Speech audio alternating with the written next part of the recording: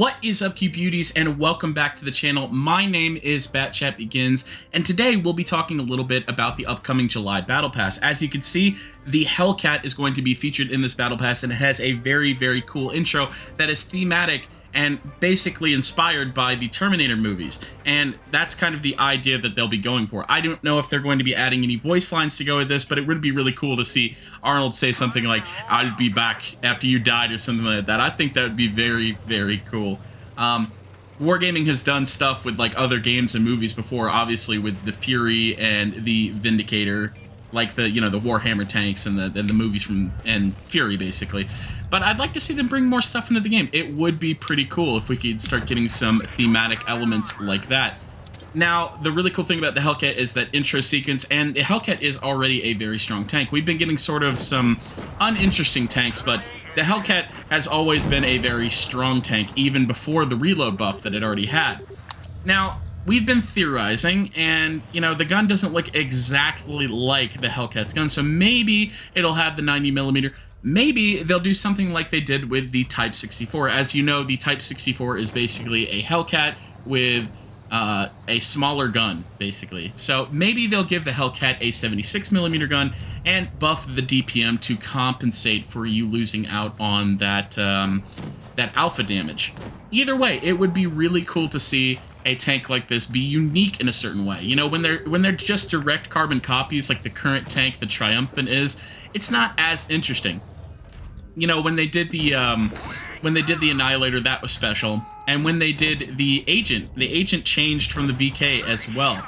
I thought that was very, very nice. And as well, you've also got that ARL knockoff, which was pretty good as well. So hopefully the Hellcat will be an interesting tank to see in the game once it does come in. And they won't be able to use, I wish they would be able to call it like the T2000. So it would be a really cool Terminator themed reference. And, to match with the Battle Pass, because that's what they're kind of doing. They're making the Battle Pass fully, like, robot annihilation Terminator themed. So it'd be really cool if they could name it the T2000, but they're not going to have licensing rights for it. So most likely it's going to be called, like, the Exterminator or, like, the Finisher or something like that. But we will not know what it is called until a later date, and I will keep you guys up to date on that. There's our first replay of the day, almost 2,000 damage. Doing a pretty good job on a city map for the Hellcat. And now we move on to our second replay of the day, just talking a little bit more about the upcoming update. I will have some more videos coming out this week on the Barask, the TS5, all of those tanks that are coming into the game. And obviously, the Yo line is coming. So there's a lot of stuff going to be happening within the next 2 weeks. The update is going to be somewhere around the 8th or the 9th of June. So it will be very, very nice to go ahead and talk about what's coming into the game, because Update 8.0 is going to be huge. But I'm definitely looking forward to this Hellcat design. As you can see, they'll be coming out with a Super Hellcat soon as well. So I'm interested to see the dynamics and what will change between these three tanks. For me, the Hellcat has always been an incredibly strong vehicle. It's got great top speed, and it's got a very punchy gun. You don't need to run calibrated on it. As you can see, I'm running rammer, because you only get about 12 more millimeters of penetration if you are running calibrated. And it doesn't really matter too much when you've got 240 some premium pen. So this tank, is going to be punchy no matter what you're coming up against, even if you're running rammer, which I do suggest. Obviously, you want to run health, but it's not going to matter too much if you play too aggressive and get one shot by 150mm guns. So just be careful and try to stay on the flank, letting your team take the aggro for you. That will be the optimal playstyle. One thing I did forget to mention about this Hellcat design is it is an oscillating turret design, as you can see, but it's not going to be like the 50B where there is a lower turret that is oscillating off of. It's actually going to be, funnily enough, oscillating off of the turret ring, which will be interesting. We couldn't really get it to look perfect with the game file, so maybe the animation for the turret moving will be a little bit different, but we'll have to wait and see about that. Moving on from just that, talking more about the Hellcat again. As you can see, I'm letting the rest of my team take aggro while I am focusing very important targets. Obviously, I do not want to have to face a KV2 or a TOG one-on-one because their HP advantage. And also the KV2 can just straight up one-shot this thing with an average HE roll. So you do have to play very careful and choose your targets carefully as well.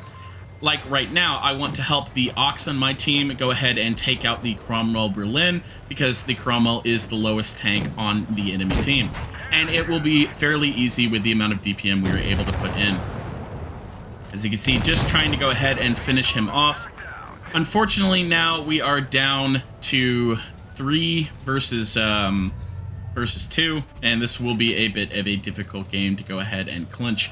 I do have a fairly healthy Annihilator on my team, but it is getting a little dicey now, and the Annihilator, he's kind of put himself in a bad spot, unfortunately, but we'll be able to go ahead and take on this Cheeto, and that's obviously the person we want to go ahead and focus first, because the other 2 enemy tanks are on the other side of us, and we do not want to put ourselves in a pincer maneuver. So the good news is the Hellcat, as it is right now, is fast enough and has enough DPM to go ahead and take out the IS-2 before the Annihilator dies.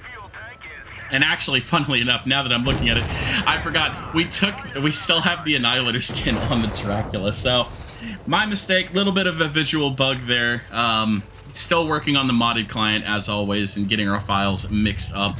But as you can see, I'm just making use of the Hellcat's good mobility and the DPM. And this SP1C does not stand much of a chance if we are able to kind of bait him into missing our turret and putting in some decent HE shells with that 5.5 second reload. And now all we have to do is catch the SP1C. Hopefully he won't shoot HE at us. If he does shoot HE, we could lose this game. But luckily for us, he does decide to shoot heat for some reason. I'm not really sure why. And we are able to clutch out a 3.2k game with 4 kills in the Hellcat. I'm really looking forward to this Battle Pass, guys. I like the camo schemes that are coming up, and hopefully it's going to bring a little bit more spice back into the Battle Pass, because it has been a bit lackluster lately. Let me know what you guys think in the comments section down below. Are you looking forward to this new Hellcat, and what you think of the changes that are coming in 8.0? There will be more content on the way soon. My name has been BatchatBegins. All relevant links will be down in the description below, and I will see you guys in the next one.